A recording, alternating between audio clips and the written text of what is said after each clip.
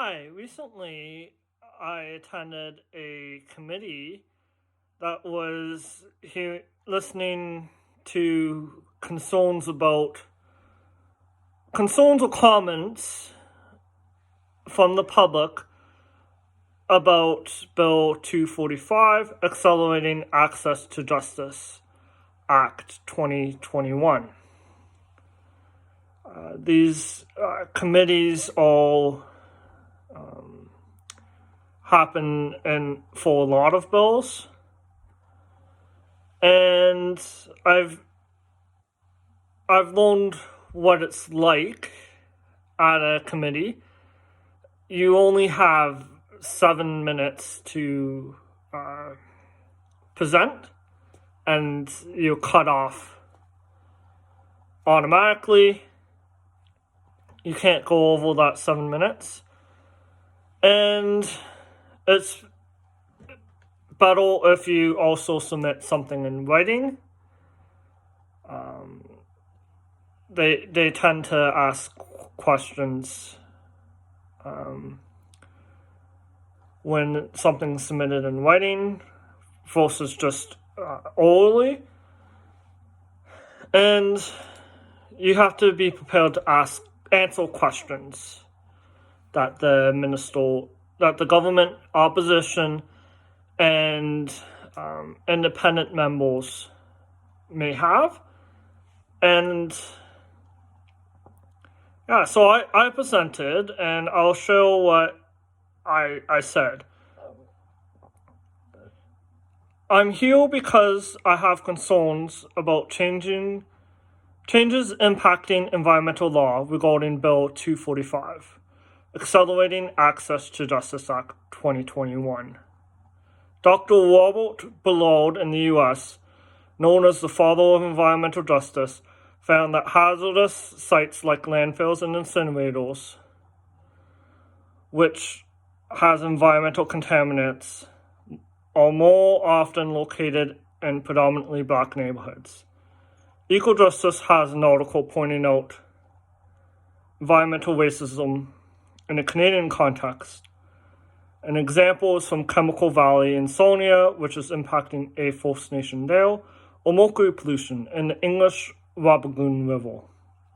In addition to this, different First Nations have cultural traditions and relationships that they have with the environment are negatively impacted by environmental harms. Bringing up the fact that BIPOC individuals are impacted the most from environmental pollution because Schedule 6 combines multiple environmental tribunals, which include specific environmental expertise that could be lost with one body. This is also an argument that the Canadian Law Association makes in more detail. Schedule 10 is problematic because it may take away the public's right to appeal decisions to ministers. Often this government has changed legislation after lawsuits or used minister zoning orders to cancel the public's environmental rights so people can't have justice. This is not accountable or transparent. Under Section 38(1) of the Environmental Bill of Rights, it says, any person resident in Ontario may seek leave to appeal from a decision whether or not to implement a proposal for Class 1 or 2 instruments of which notice is required to be given under Section 22 if the following two conditions are met. The person seeking leave to appeal has an interest in the decision. Another person has a right under the Act to appeal from a decision whether or not to implement the proposal. There should be reforms in this area which are not included in this bill to reduce barriers going to court. Section 17 of Schedule 6 is especially problematic. Except as may be provided for under this or any act, a person who is not a party to the proceeding may make submissions to a tribunal with respect to the proceeding in writing only. This does not allow for cross-examination and further limits expertise.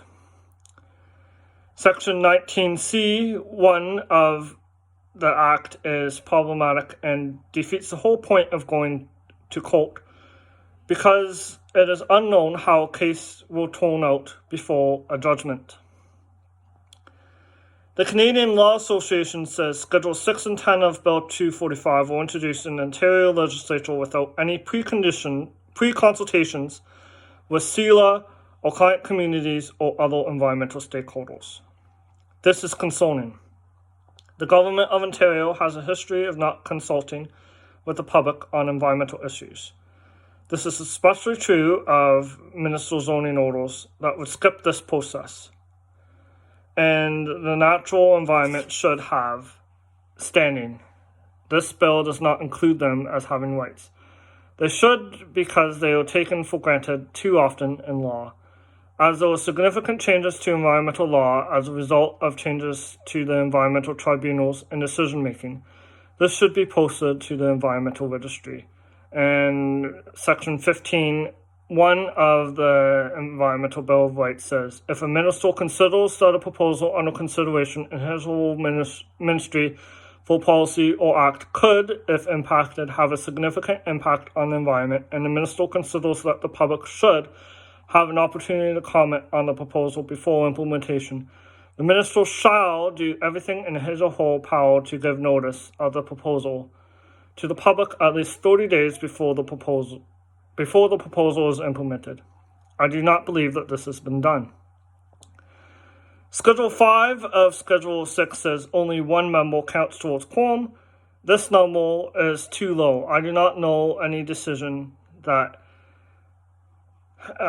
require that only one person can make. That's not accountable.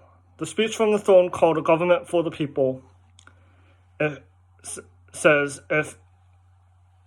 was called a government for the people. If people aren't consulted on the environmental registry, then how is any of this for the people or accountable? And yeah, that's what I had to say, what I wanted to say in terms of the bill. And a lot of times things don't even go to committee. I mean, they don't go to court. And the environment isn't considered at all, really. Yeah, so there's a lot of problems with this bill, and hopefully you contact your MPP about it. And thank you for listening, and enjoy the rest of your day.